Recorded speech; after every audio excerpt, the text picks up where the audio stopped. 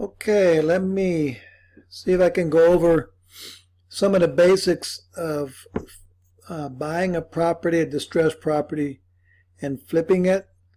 And these are just the basic parameters of how you would buy a distressed property to begin with. So let's say that you want to get into the fix and flip business, and what most people do is they'll go out there and buy a house. If they get a loan, it's going to be a conventional loan, which is completely the wrong way to do it. You see, folks, if you go to a bank and you want to buy a junker property, they're going to give you what they think that junker property is worth. So if you're looking at a piece of property that you think one day is going to be, once you fix it up and it's beautiful, it can sell for $130,000, and but the property is lucky if it's worth $50,000 as is, the bank isn't even going to give you the $50,000. So you're going to get a loan for maybe $30,000, and you're going to have to come up with the rest out of your pocket from someplace. And now where are you going to get the money to fix it up? See, so what a lot of people do is they'll save money, or they'll take a second on their house and they'll go buy a piece of property, right? Or, a line of credit or something on their home. Use it to buy a piece of property and then go out of pocket to fix it up. And they're out all this money that they're having to pay back. They don't even hire anybody to do it. Oh, well, we'll fix it ourselves. Big mistake. I don't care how much of a handyman you are. You shouldn't be fixing up that whole property by yourself, unless you've got nothing else to do with your time. I mean, if fixing and flipping properties is 100% what you do for a living, then have at it. But most people, aren't going to be doing this, aren't going to be able to sit there and spend full time fixing it up. And remember, when you're out there taking your personal time to fix a property, that means you can't be working on another property and another property at the same time, can you? So you're really limited to the number of properties you can do and what you can do in the real estate business at all if you're going to work on it yourself. So, excuse me, I'm going to have a cold today, so I'm trying to get through this. So, okay, Victor, then, how am I going to, what am I going to do with one of these properties? Well, first of all, you're going to look for properties. If you have a really good real estate agent that is good in investment properties, you can work with a real estate agent. Most real estate agents don't know the first thing about investment properties. Trust me on this one, folks. They don't know. The average real estate agent, all they know how to do is list a property, show it, and present offers and do the paperwork. That's it. They don't know anything about investments or how to buy properties or anything like that. So you have to, if you want to work with a real estate agent, you're either going to have to do, just use a real estate agent to sell your property, or find one that works a lot with real estate investors and really know what they're doing. So you're going to find a piece of property. I just look for myself. I go to Zip Realty, or I go to any kind of online program that shows your local listings, and I'll do a parameter search, and I may be looking for houses that are in between $1 and $80,000. If I'm looking for a really cheap junker property, and those properties will be there.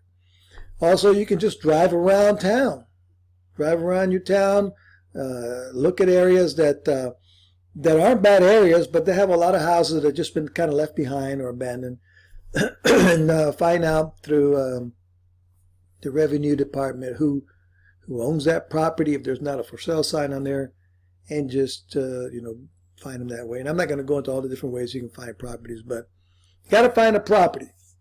Now that you have found a property, how are you going to decide how much to pay for it?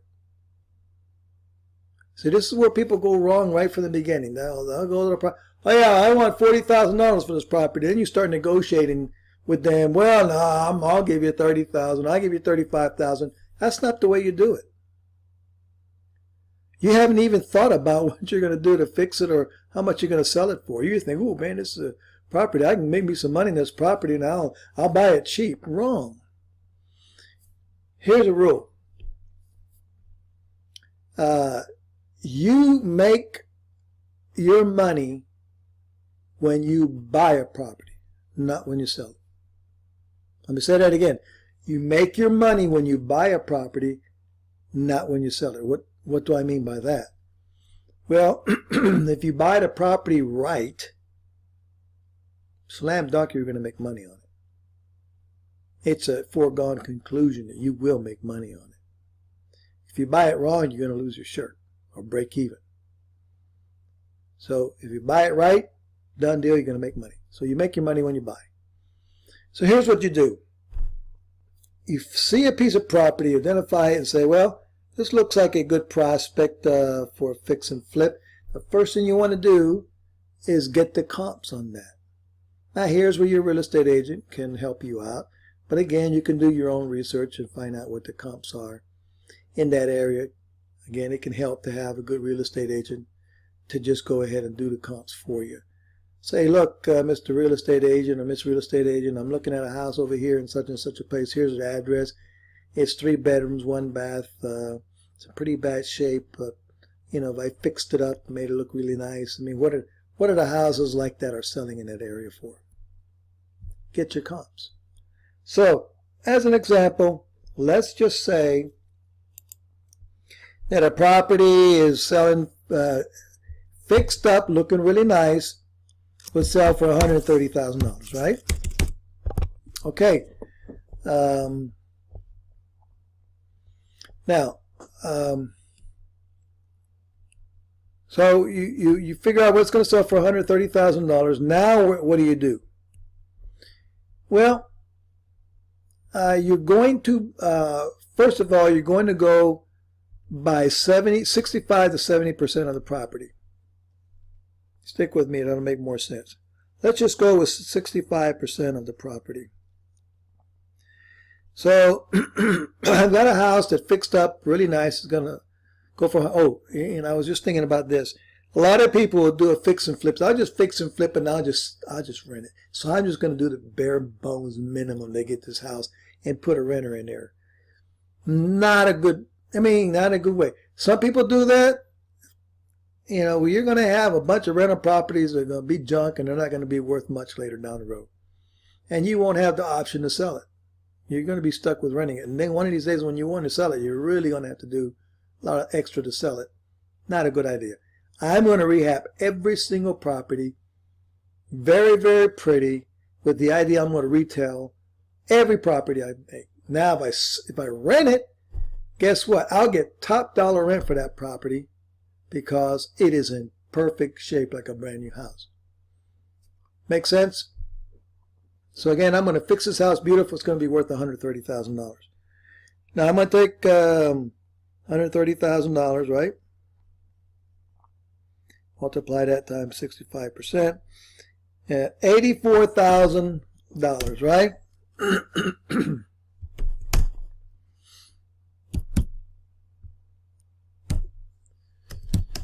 Equals $84,000, right?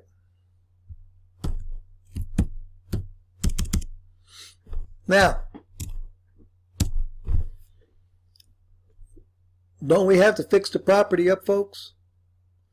Well, how much money is it going to take to fix the property? Well, you go in there. And, oh, by the way, the reason I'm going by 65% is because I'm building in profit right from the get-go. So all my numbers are going to be based on 65% of the value, the fixed up value. And by the way, here's a term.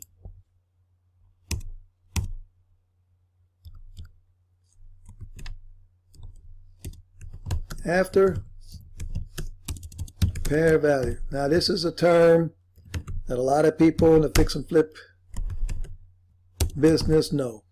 The ARV. After repair value. But after repair value in this particular situation here is $130,000. We take 65% of that, $84,000. That's where we're going to start.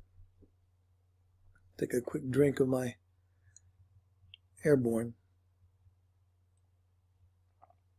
Now, we're going to look into that property. We're going to check it out, and we're going to get an estimate of how much we think it's going to cost to fix that property up. Now, I got to the point when I was doing them where I could be within $5,000 or less. But if you want to have a good contractor or some subcontractors in place, and you're going to go in there and you go, well, I need a new roof. That's obvious. And you go in there and you see all kinds of damage, and you know you're going to have to deal with that.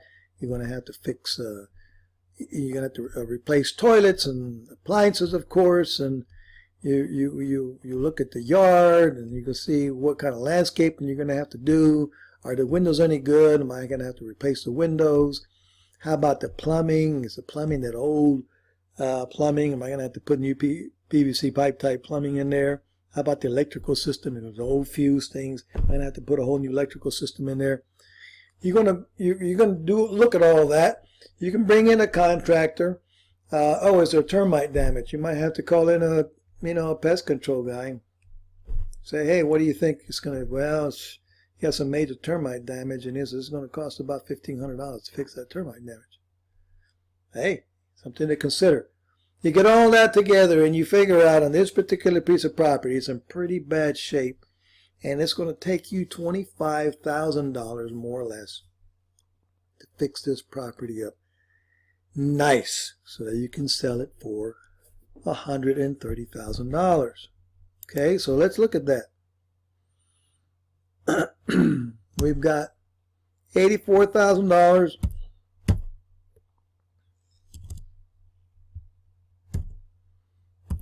$84,000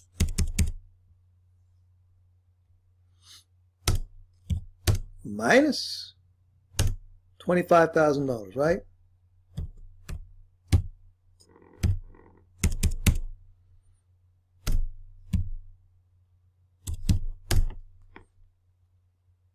You with me so far, folks?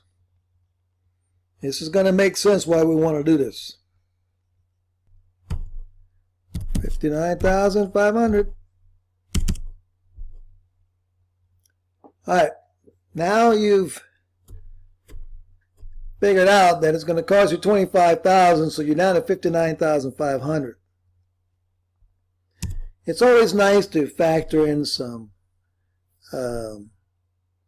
cost overruns, surprises, closing costs, interest, things like that. Just build in a little buffer. So I say we build in a buffer of $5,000 in this property.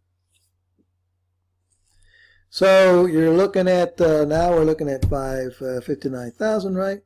$9,500 minus a $5,000 buffer. Okay, now you've got what, 54,500. Okay.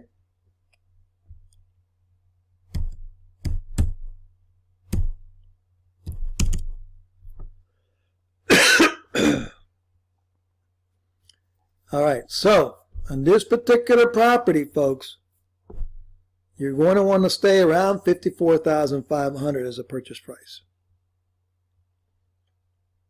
You have to go up to $60,000. If you have to go up to, $60,000, you lose your buffer zone. You're going to make less profit on the property. If you sell it, if you can buy it for $50,000, you're going to hit a home run on this property. So let's back this out a little bit. Let's suppose you go ahead and fix this property up. Let's just suppose you get it for the $59,500, and you spend $25,000 to fix it up,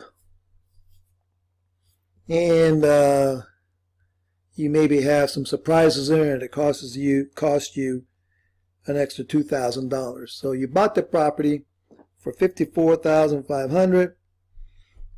You spent $27,000 to fix it up. You're in the property for $81,500. You with me here, folks? Now you've got some closing costs and everything. Let's suppose let's just really make it up there when you go to sell the property of $5,000. Now you're a total of all in for $86,500. Okay. Well, if you sell it for $130,000, let's suppose you go in there and you just give it away for $122,000.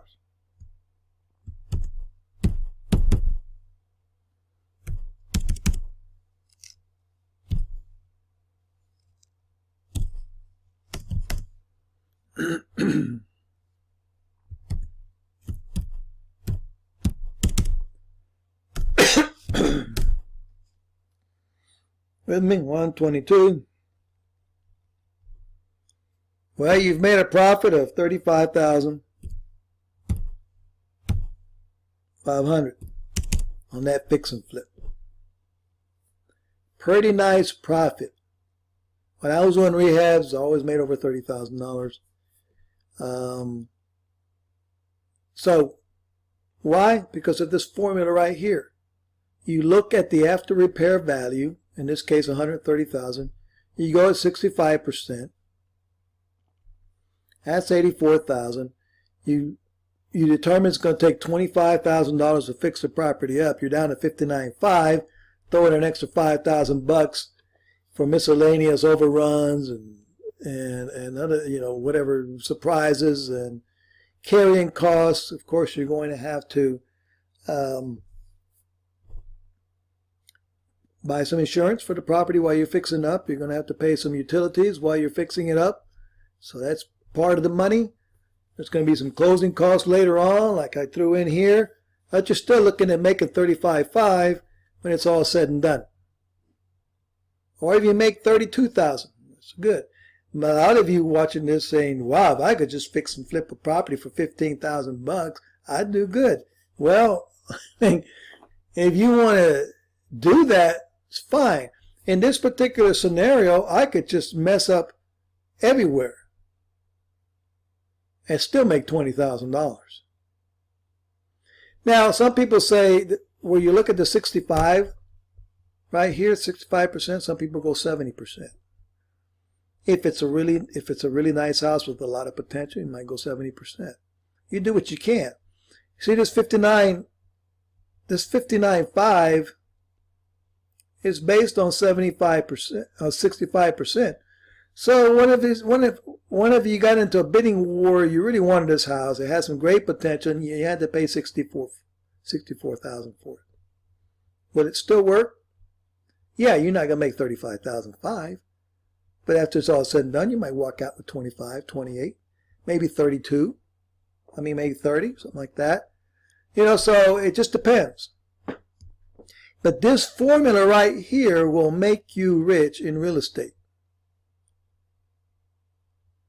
You get the after repair value. What's that?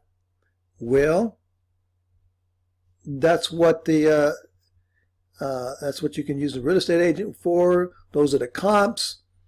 That's what this house is going to sell for, all prettied up. Now, if you're buying a three bedroom, 1 bath, and you put in a second bath in there, you just add a lot of value to that house.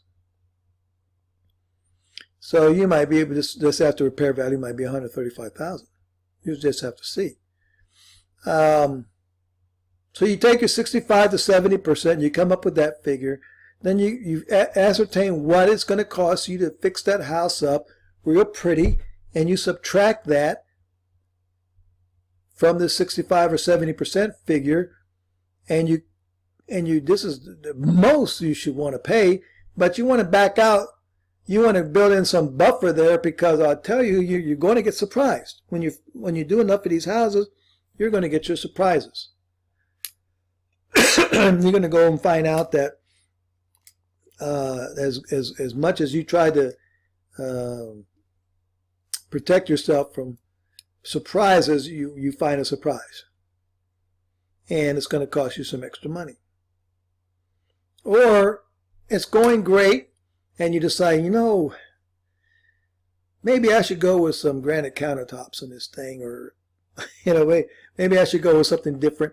You want to change it, and it may cost you an extra couple grand. And you want to go ahead and do it. You've got some breathing room to do it. Now, there's another reason why you want to go with this 65 to 70%. Let's suppose you want rental properties. Well, here's what most people do when they buy rental property. They go find a property out there that somebody's already renting, and you negotiate a good price. Hey, it's got a renter in there, great, and you buy the house. You put a down payment on the house, and you buy it. And you have a renter, and you're getting some piddly cash flow and nothing in your pocket to show for it.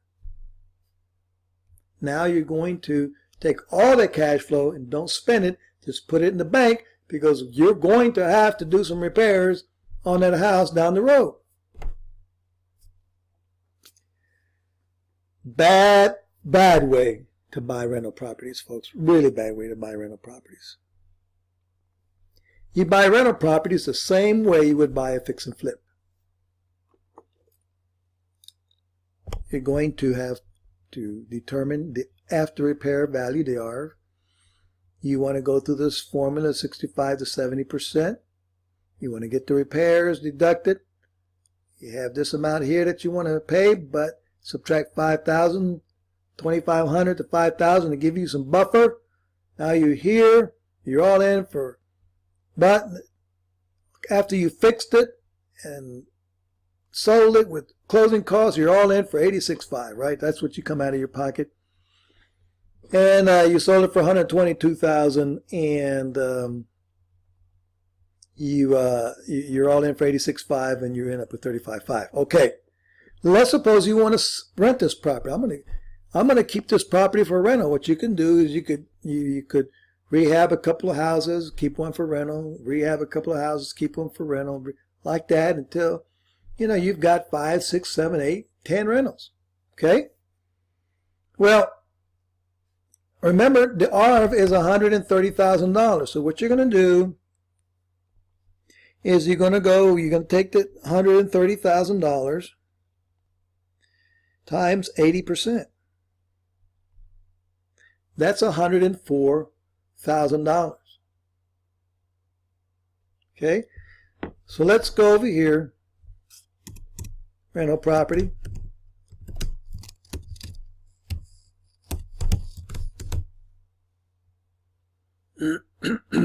Right? ARV is $130,000 times 80% equals $104,000, right? Why 80%? Well, because we're going to do a refi, my friends, of this property. And if you refi only for 80%, you've got 20% equity. You don't need any mortgage insurance from the bank to protect their loan. And so that's where we go with 80%. Now, if we take this $104,000, we get a new note for that. And I'm not factoring the closing costs or anything like that. I'm trying to make this simple. Minus this amount right here that we're all in for, $86,500.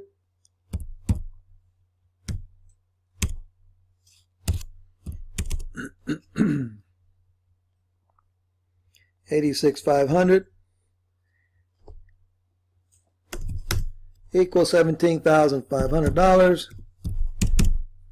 So we want to do a rental. We fix this thing up pretty. Top dollar.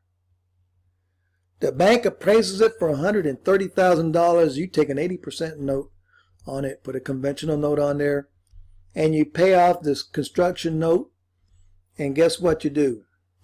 You end up with $17,000 in my pocket. Let it sink in, my friends. You fix it up real pretty. You decide to keep it as a rental. You refinance it at 80%. You pull money out of your pocket at $17,500 as an example and put a renter in there. Your cash flow isn't going to be all that great. What do you care? You got $17,500 of your profit up front. It's almost like you sold it.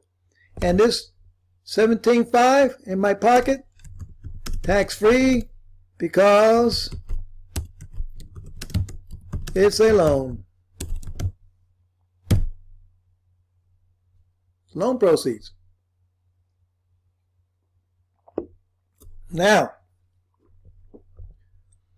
what can you do with that $17,500? Well, what if you, I don't know, take $5,000 and put it into a bank account for that property for the future and keep $12,500 in your pocket?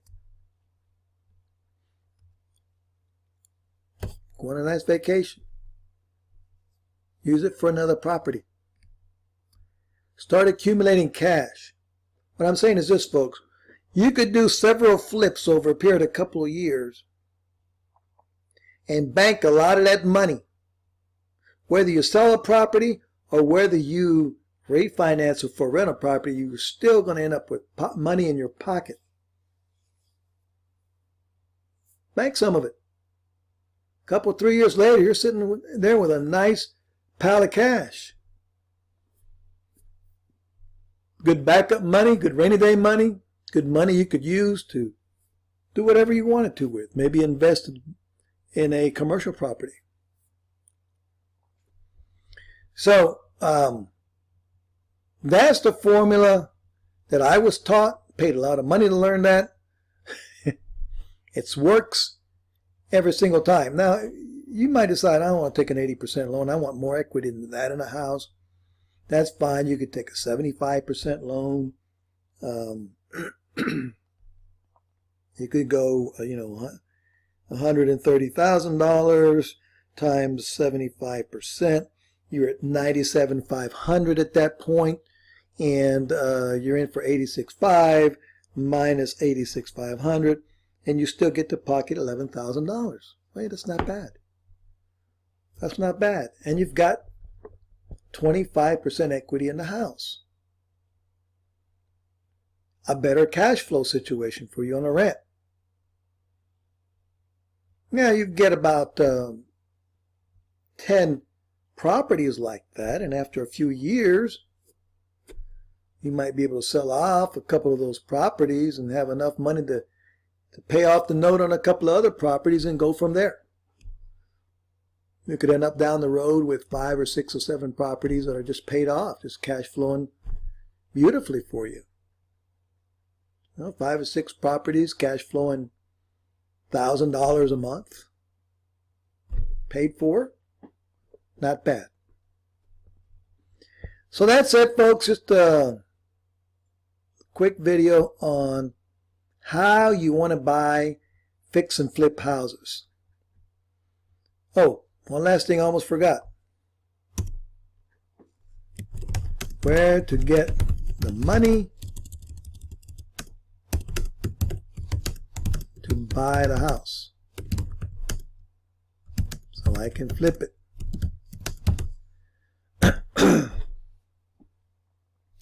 That's about as important as anything else.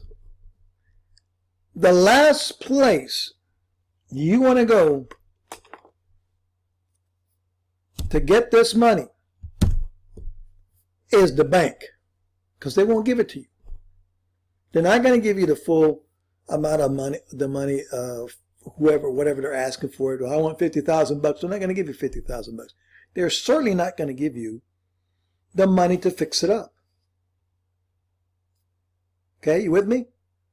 Do not put it on your credit cards.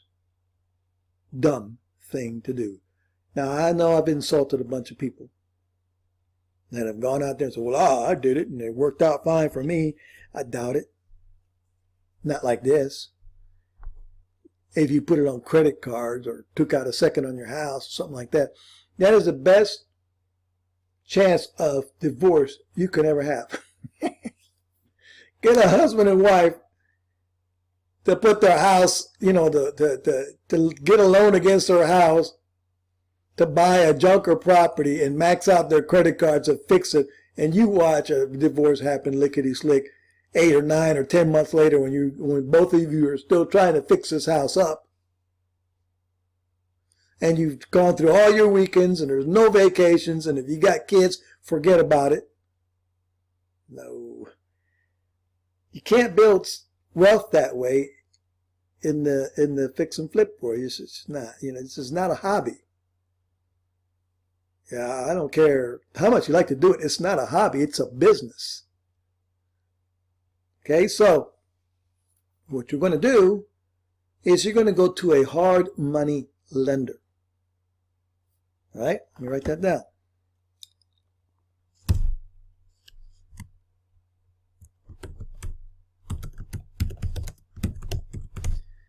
Now, what is a hard money lender? It's a lender that will lend you money on the hard assets that you're looking to buy. They will, listen to me, a hard money lender will lend you 65 to 70% of the ARV. Sound like a pirate, don't I? The after repair value. In other words, in this example, my ARV is $130,000. Okay? 65% is $84,000. They'll give you the $84,000. That $84,000 is everything you need to buy that house and fix it up. You got it? You don't have to come out of your pocket, max out your credit cards to fix this house up. Now, when you first deal with a hard money lender, you're going to probably have to come up with $5,000 or $10,000 up front on your first 1 or maybe 2 properties. So you need some money. You have a little bit of skin in the game. When I was doing rehabs before 2008, my first property, I put up about $5,000. Everything went beautifully. I walked out with a $36,000 check. After that, the bank, the hard money bank, never once asked me for a dime out of my pocket. So I went and did several rehabs, didn't come out with a dime out of my pocket. Now, I had to pay interest every month on the loan. I had to buy an insurance policy because, if I'm fixing a house up and it burns, the hard money lender wants to make sure he gets his money back, right? Utilities and those kinds of things. So there are monthly operating costs involved. But the money to pay for my contractors and my subcontractors, I got that money from the bank. Now, this was a regular bank that had a hard money department to it. Rare to find these days. Most of these guys are private investors that have organized together in a very good way and have this money available for hard money. And they have someone administering that for them. And they just won't give you this $84,000. I mean, they'll give it to you to buy the property, of course, by way of a note. So when you go to closing, you'll have the money. Let's say you bought the house for $59,500 or $54,500 or anywhere in between. They'll cut a check for that. But when it comes to the repairs, they'll start you off with some money. You're going to do some repairs. They're going to come out and inspect it. They'll cut loose with more money. You'll do some more repairs. They come out and inspect it. They're not just going to give you the whole ball of wax and trust you to do all the repairs. It's just going to come out. It's what we call a draw. You get a draw on that money, and then they'll inspect it and make sure you're doing what you're supposed to be doing. So they're protecting themselves, and you want to protect yourselves as well, because you don't want to give a bunch of money to a contractor anyway. So you have to go to a hard money lender. Just go online and search for hard money lender. You could have private individuals out there that you know that have money they want to put in play. You might find a guy out there with a whole life insurance policy sitting on $200,000 in cash.